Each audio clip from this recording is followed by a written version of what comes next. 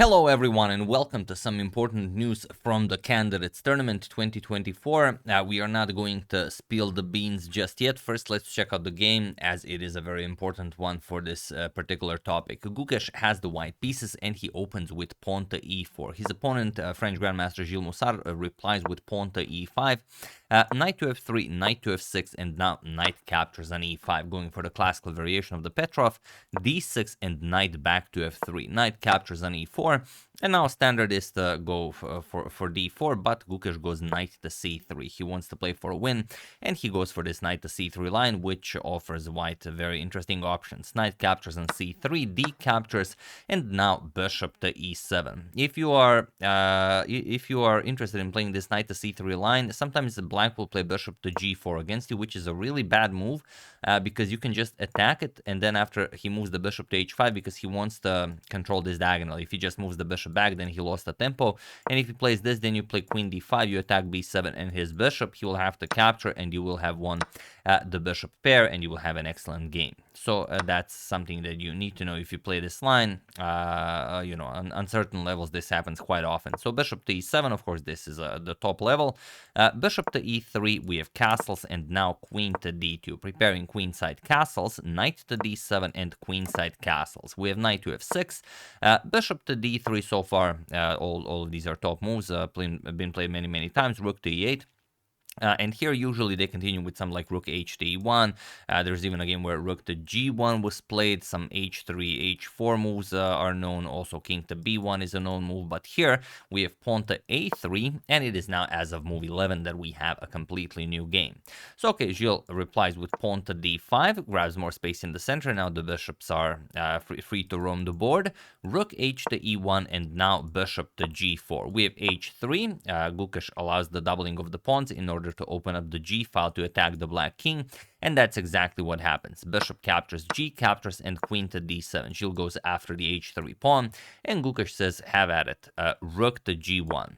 So how do you continue here? Well, Gilles decided to capture on h3, and now bishop to d4. Gukesh offers a second pawn, but this one you cannot capture. If you capture this one, then you run into rook captures on g7, and after king captures, rook to g1 with check, and now the bishop pair from hell is definitely fully operational. King h8, queen to h6, and there is no defense. Either you're going to play queen to g7 checkmate, or even if you play something like rook to g8, even queen captures on h7 is checkmate, as the knight on f6 is pinned. So g6 must be played here. This is what Gilles played, and now we have queen to f4, guarding the pawn on f3, but also putting pressure on the f6 knight. Knight to h5, attacking the queen, and now queen captures on c7. And here the position is still playable for black, but you have to play bishop to f6. This sort of removes the rook from the task of defending the bishop on e7. But he did not go for bishop to f6. He went for queen captures on f3 first. But now Gukesh plays bishop to b5. And now black has problems. How do you defend the rook and the bishop here?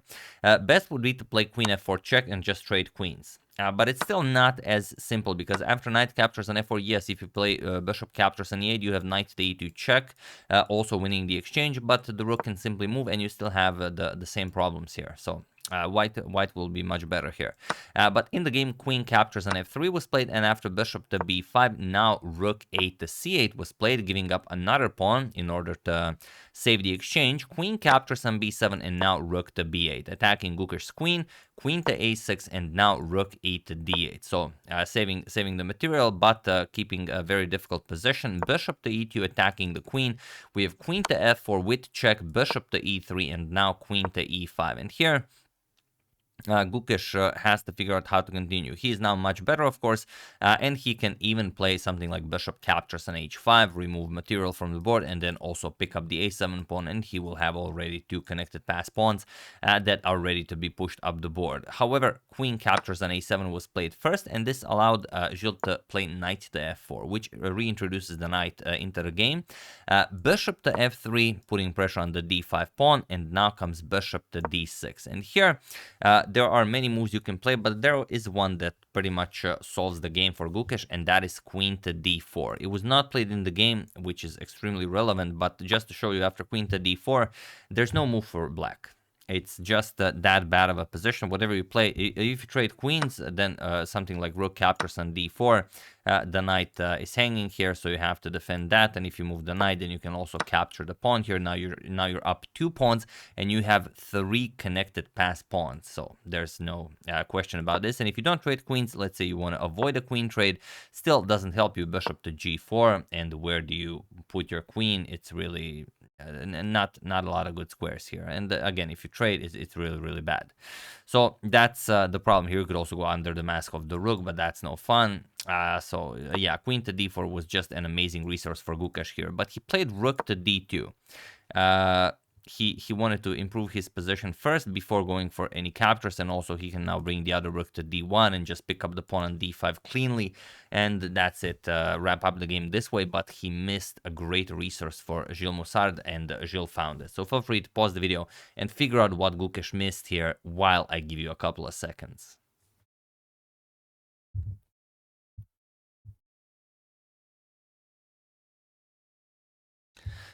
So for those of you who were able to do it, congratulations on realizing the error of Gukesh's way.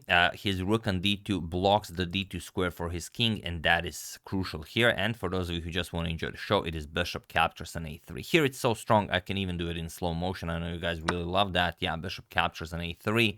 And there's nothing now for Gukesh to play. If he captures the bishop with the pawn, it's a matter of queen captures on c3, threatening queen to a1 checkmate.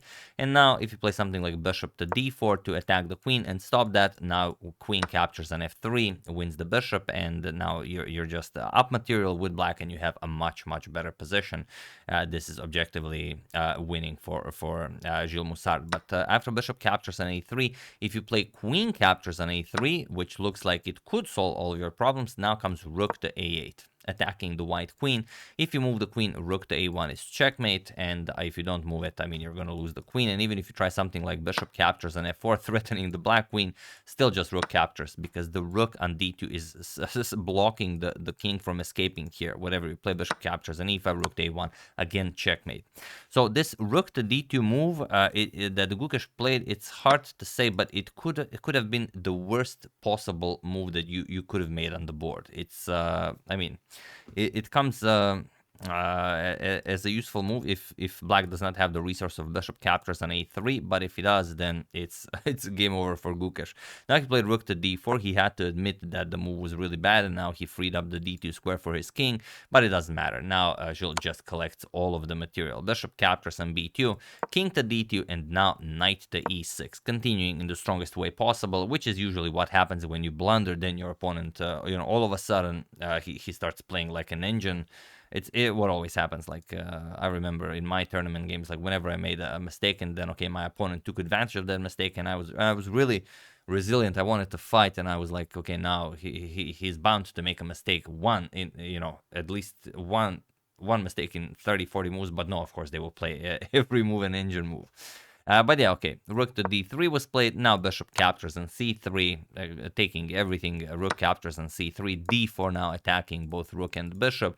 Rook to d3, d captures on e3 with check. Queen captures on e3, and now just trading everything. Queen captures on e3, rook captures on d3 with check, c captures, and now not going for a queen trade, but knight to d4. And it was in this position on move 33 that Gukesh resigned the game, as there is nothing more to be done here. Of course, if you capture the queen, the knight captures on f3, lands a monster fork here, a monster royal fork, and after the king moves, you will pick up the queen. You're going to be up a piece, and if you don't take the queen, what else is there? You could play something like rook to c1, but then rook to b2 check, and you can't go to the e file because then knight captures on f3 check, and you cannot capture due to the pin. If you go king to d1, it's not much better. You just take the queen, and then you take the bishop. Again, you're up a full knight, so a terrible position for Gukesh, who had a completely winning position, but it's hard to imagine, like, any move that he plays is good for him. Does he play bishop to c5? Does he trade this way? Does he bring the queen to d4? Does he bring the queen to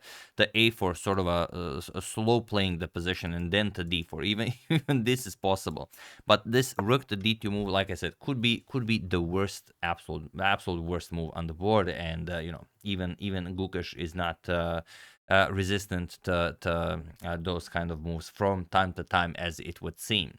But yeah, this is a pretty big blow for Gukesh, as he needs to win this event to qualify for the candidates tournament and overtake Anish and Wesley in the FIDE circuit. And I think when I started recording this game, Michael Adams was still playing this game, but now I see that he has drawn his game to Nikita Vityugov, and that means that Adams is now leading the tournament, followed by 2.5 points. There are Gukesh, Hans Niemann, and Gilles Moussard. And next round, Gukesh will be facing Michael Adams. That will happen tomorrow. And yeah, we'll see what happens in that one. Gukesh will have the blank pieces against the tournament leader, Michael Adams. If he can do it, and if he wants to be a member of the Candidates Tournament 2024, then he has to prove himself against the almighty Michael Adams. So yeah, that's the game. Hope you guys enjoyed it. Gukesh definitely hasn't. This rook to d2 will be a painful one to fall asleep to. But what are you going to do? That's chess. It happens to everyone, and this time it happened to Gukesh. So yeah, once again, really hope you guys enjoyed it. I would like to thank David Gasparian, Diane Schwartz, Robert Hvistenthal, Sigurjon Vihalmalson, and Grogu and Gnome for your contribution to my channel. Thank you a lot. I really appreciate it. As usual, you can check 2 of my previous videos here. Thank you for watching, and I will see you soon, continuing with some more news and action from the London Chess Classic. Thank you all. I will see you soon, and have an excellent rest of your day.